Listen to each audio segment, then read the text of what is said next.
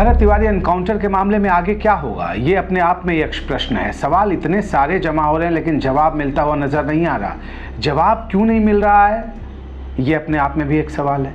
अब आप ये बताइए कि एसडीपीओ, इस मामले में जो तत्कालीन एसडीपीओ थे राजेश कुमार शर्मा, मौके पे मौजूद थे और लगातार कई तरह के आरोप भरत भी उनके ऊपर लगा रहा था। और उसके बाद परिवार ने जो आरोप लगाए कि उन्होंने साजिश रचकर हत्या करवाई मेरे बेटे की, और बाद में भोजपुर पुलिस ने विज्ञप्ति जारी कर 23 जून को ये बताया कि जो एसडीपीओ तब के थे राजेश कुमार शर्मा, जो एसएचओ राजेश मालाकार, बाकी पुलिसकर्मी, इन सब पर हत्या की एफआईआर भरत तिवारी की मां की शिकायत पर दर्ज की गई है। अब आप सोचिए कि 23 जून से 1 जुलाई की तारीख आ गई है लेकिन कोई गिरफ्तारी नहीं है इस मामले में। गिरफ्तारी की बात छोड़िए, लगातार दिभगवा आपको खबरों में बता रहा है कि पोस्टिंग कर दी गई। पहले बताया गया था कि पुलिस मुख्यालय से संबद्ध कर दिया गया है उन्हें ले जाकर, और उसके बाद पोस्टिंग कर दी गई मद्य निषेध विभाग में। लगातार हम बता रहे हैं, दुनिया जानती है कि मलाईदार विभाग कहा ही जाता है उस विभाग को, और पटना में पोस्टिंग की गई है राजेश कुमार शर्मा की, और डीएसपी हैं वो रैंक तो उनका है ही, तो उस रूप में। अब ये आपको ये बात हैरान नहीं करती क्या? लेकिन हैरान करने वाली बात सिर्फ इतनी है क्या? हैरान करने वाली बात तो अब एक ये निकल के सामने आई है कि भरत तिवारी के पिता ने एक न्यूज़ चैनल से बातचीत में पता है क्या दावा किया है, क्या आरोप लगाए हैं? दावा नहीं कहूँगा, आरोप कहूँगा। उन्होंने कहा कि जिस दिन 17 जून को एनकाउंटर मेरे बेटे का हुआ, सुबह में ही पुलिस हमें साथ ले गई थी, थाने में बिठाकर रखा घंटों, और बाद में जब उन्हें जानकारी मिली कि बेटे की उनकी मौत हो गई है एनकाउंटर में, उसके बाद बता रहे हैं उस दिन के बारे में वो कि पुलिस थाने में उनसे कई कागजात पर साइन करवाए गए। अब ये कागजात किस तरह के थे, साइन किस बात को लेकर करवाया गया? काशीनाथ तिवारी जो भरत तिवारी के पिता हैं, उनका कहना है कि मुझे कुछ नहीं मालूम, मैं तो सदमे में था, मैं तो पुलिस थाने में बैठे बैठे ऐसी परिस्थिति में था कि कुछ समझ में नहीं आ रहा था, क्योंकि बेटे को पुलिस वाले बताया ही जा रहा था कि पुलिस वालों ने घेर रखा है। उसके बाद क्या होगा, दिमाग में 80 तरह की चीज़ें चल रही थी, और बाद में हमसे पुलिस ने कुछ कागजात पे दस्तखत कराए हैं। अब भाई, ये पुलिस ने किस कागजात पे दस्तखत करवा लिए भरत तिवारी के पिता काशीनाथ तिवारी से? ये तो अपने आप में हैरान करने वाली बात है। कई सवालों का ये सबब बन चुकी है। अब आप सोचिए कि किसी का भी बच्चा, अगर आप थाने में आपको ले जाकर बिठाया गया हो, पिता और माँ की क्या भूमिका थी ऐसे मामले में? अगर भरत तिवारी मजलूमों की लड़ाई लड़ रहे थे और उसके बाद पिस्टल खरीद के वो लाए, अवैध पिस्टल और असलाह जिस तरह से वो लहरा रहे थे, आपने देखा होगा वायरल वीडियो में किस तरह माँ उनमें लटक रही है, कह रही बेटा बेटा मत करो, ऐसा मत करो, छोड़ दो ये सब मत करो, मत उलझो, मत करो, छोड़ो इन सारी चीज़ों को। समझाने की कोशिश माता पिता क्या करते हैं? एक नौजवान बेटा अगर इस तरह के अंदाज में आ गया हो, जो परिस्थितियां थी भरत के साथ, जब उसने हथियार उठा ही लिया, तो माता पिता की जो भूमिका है वो तो अनुग्रह यही तो करेंगे, या पुलिस की तरफ से सीधे वो जिस तरह का काम पुलिस ने किया, फर्जी काम, फर्जी एनकाउंटर की बात वो कर देते क्या? माता पिता क्या करते? पुलिस वालों को सूचना मिली थी, पुलिस वाले आए ही थे, पुलिस वालों की मदद तमाम वीडियो में नज़र आ ही रहा है कि पुलिस वाले खड़े हैं तो वहाँ पे माता पिता भी बगल में खड़े हैं। कोई उस तरह का विरोध तो नहीं था कि पुलिस वालों के विरोध में वो आके खड़े हो जा रहे। तो पुलिस ने जो आरोप लगाया वो अपनी एफआईआर में अपनी तरफ से वो अलग जांच का विषय है, अपनी तरफ से अलग मुद्दा है पुलिस का। पुलिस ऐसे मामले में जो आरोप लगाती है और जो एफआईआर दर्ज करती है, दुनिया जानती है उसकी हकीकत क्या होती है। मेरा ये कहना है कि अगर काशीनाथ तिवारी आज की तारीख में ये कह रहे हैं बेटे की तरह भी हो चुकी है, अब थोड़ी सी सामान्य स्थिति उनकी होगी, वो बातचीत करने लगे हैं लोगों से, और वो बता रहे हैं कि पुलिस ने कुछ कागजात पर मुझसे दस्तखत करवा लिए थे, तो ये कागजात कौन से थे? सवाल तो इस बात का है। कागजात कुछ ऐसे तो नहीं थे जिसमें पुलिस के ऊपर भविष्य में कोई आरोप लगे तो वो बचाव में काम आए कि देखिए माता पिता तो ये बात लिख कर गए थे। कोई ऐसी बात तो नहीं है। देखिए, कोई भी अगर गलत ढंग की कोई कोशिश की होगी तो फिर फंसेंगे कुछ और पुलिस वाले उसमें, जिन लोगों का नाम आएगा। अगर ऐसी बात हुई तो कुछ अनर्गल कुछ वैसे दस्तावेज हुए जिसमें वैसी बातें लिखवा ली गई होंगी, तो मेरा ये कहना है। अब अगर काशीनाथ तिवारी ये बात कह रहे हैं तो ये भी जांच का विषय है। लेकिन जांच जिस हत्या के आरोप लगाए गए और हत्या का जो मामला दर्ज किया गया है भरत तिवारी की मां की शिकायत पर, आखिर उसमें अब तक जांच की क्या दिशा है? वो क्या स्पष्ट है? कुछ भी स्पष्ट है क्या? लगातार आप स्टेट क्राइम रिकॉर्ड्स ब्यूरो की वेबसाइट को आप खंगालेंगे तो कुछ घंटे पहले तक मैं खंगाल रहा था, मैं आपको बताऊं कि उसमें एफआईआर की डिटेल ही नहीं आ रही थी। तो सोचिए पुलिस कितनी चीज़ें बताना चाह रही है और कितनी छिपाना चाह रही है। फिर लेट लतीफ़ी क्यों है?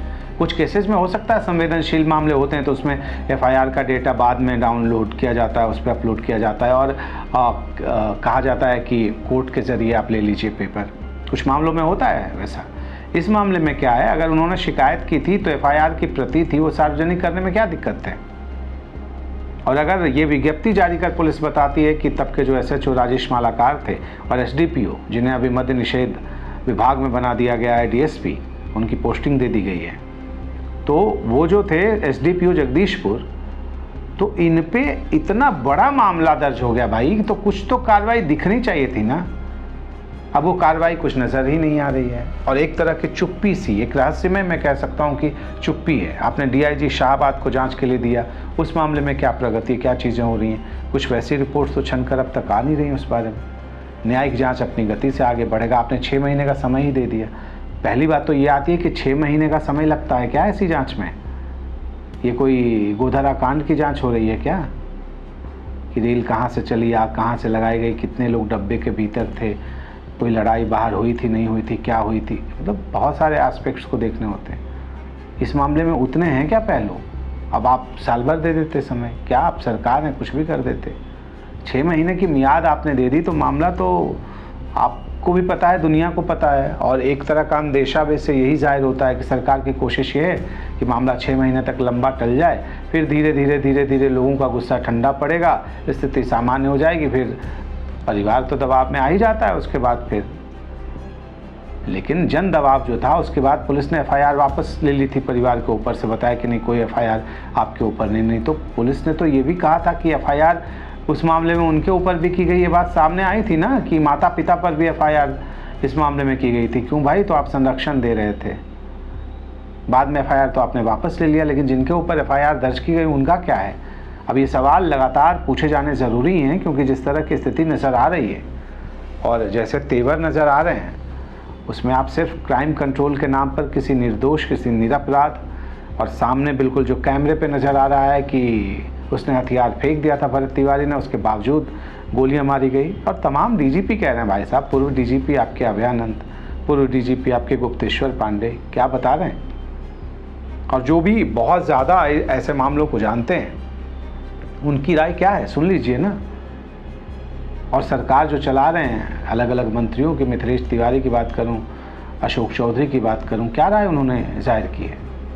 आईपीएस हैं आपके बीजेपी के एक विधायक आनंद मिश्रा, कह दिया ना शहादत है, ये भी कहा कि यह हत्या का मामला है, फिर भी कुछ नहीं।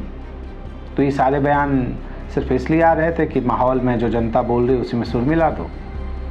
अरे कार्रवाई नहीं होगी तो इंसाफ क्या मिलेगा भाई साहब। अब परिवार की तरफ से ये भी बातें आ रही हैं कि हम जंतर मंतर तक मामले को ले जाएंगे, हम दिल्ली में प्रदर्शन करेंगे। माने एक चैनल से बातचीत में बातें कही थी। तो जिस मनोदशा में परिवार को लाया गया है, ये मामला अगर इंसाफ के अंजाम तक नहीं पहुंचा और तेज़ी से बढ़ता हुआ उस तरफ नहीं दिखाई पड़ा, तो असंतोष तो आम लोगों के अंदर, जो दिल में दर्द की भावना है, वो दर्द कम होगा क्या इससे? तो मुझे लगता है कि जो भी ऑफिसर्स हैं, खुद मुख्यमंत्री सम्राट चौधरी कह चुके हैं कि इस मामले में न्यायिक जांच से दूध का दूध, पानी का पानी होगा, और ये भी कह चुके हैं कि इस मामले में जो भी दोषी होंगे बख्शे नहीं जाएंगे। तो इतनी त्वरित प्रतिक्रिया एनकाउंटर से पहले भी भरत तिवारी को लेकर आई थी, बाद में थोड़ी देर से आई। भरत तिवारी जब पिस्टल लहरा रहा था तो सीएम सम्राट चौधरी तो उस पर बयान दे चुके थे ना। तो जब सीएम सम्राट चौधरी की नज़र कोई पिस्टल लहरा के चुनौती दे रहा पुलिस वालों को इस पर है, तो इतना बड़ा मामला हो गया, इस पर निगाह होगी। न्यायिक जांच के आदेश दिए, उनके डिप्टी सीएम भी बोल चुके हैं कि पुलिसिया कार्रवाई, पुलिसिया जांच पर को लेकर अंदेशा था, तो हमने अलग से जांच की बात कही। तो मुख्यमंत्री साहब, आपको तो इस मामले में न्याय होते हुए दिखना चाहिए। देखिए, भरत तिवारी एक सिंबॉलिक कह सकते हैं कि एक नाम अब बन चुका है, प्रतीकात्मक नाम। भरत तिवारी ने जिन मुद्दों को उठाया वो बड़े मुद्दे हैं। भरत तिवारी ने हथियार हाथ में उठाया, किसी ने समर्थन नहीं किया। अब आप ये समझ लीजिए कि हथियार उठाकर गोली चलाते वक्त अगर आप एनकाउंटर कर देते भरत तिवारी का, कोई सवाल नहीं उठाता। हो सकता था दिल में भावना होती कि एक बड़े मुद्दे को लेकर भरत लड़ाई लड़ रहे थे, लेकिन भरत तिवारी ने हथियार डाला और कानून का सम्मान किया। हथियार डाला नहीं, हथियार फेंक दिया पुलिस वालों के आगे। और उसके बाद अगर 5 गोलियां लगती उसके बदन में, और फिर मामले के जो आरोपी हैं, हत्या का आरोप जिन पर लगाया गया है, उन पर कार्रवाई में इतनी लेट लतीफ़ी होती है तो सवाल तो पूछे ही जाएंगे। अब आप तमाम लोग इस पर क्या सोचते हैं? जिस तरह के आरोप काशीनाथ तिवारी ने भरत तिवारी के पिता ने लगाए हैं, जिस तरह से उन्होंने कहा कि कुछ कागजात पर सदमे की स्थिति में जब मैं था तो 17 जून की तारीख को कुछ कागजात पर हमें थाने में बिठाया रखा गया था और वहाँ पे दस्तखत कराए गए थे, हमें नहीं पता कि किस कागजात पे दस्तखत कराए गए थे। तो अगर आगे जाकर कोई ऐसा मामला सामने आता कि परिवार ने देखे लिखित में ऐसा दे दिया है तो फिर उस पर भी चर्चा होगी, इस पर भी सोचा जाएगा कि ऐसा क्या वाकई हुआ था, और हुआ था तो क्या उसके पीछे की वो परिस्थितियाँ, और वो भी तो एक साजिश का हिस्सा नहीं है। अब आपकी राय क्या है इस पूरे मुद्दे पर? अपनी राय लिखकर ज़रूर बताएंगे, कमेंट करें। और अगर आपको ये चर्चा ठीक लगी हो तो लाइक और शेयर करेंगे। आप साथ में दी भगवा के फेसबुक पेज पर अगर इस वक्त हमें देख सुन रहे हो तो उसे फॉलो कर लें। यूट्यूब पर अगर हमारी बातचीत आपसे हो रही है तो आप सब्सक्राइब कर लें यूट्यूब चैनल को द भगवा के, साथ ही बेल आइकन को भी आप क्लिक कर दें ताकि आपको हर नई स्टोरी की नोटिफिकेशन समय पर मिल जाया करे, फ़ौरन ही मिल जाया करे। अभी के लिए इतना ही, अपना ख्याल रखिए, नमस्कार।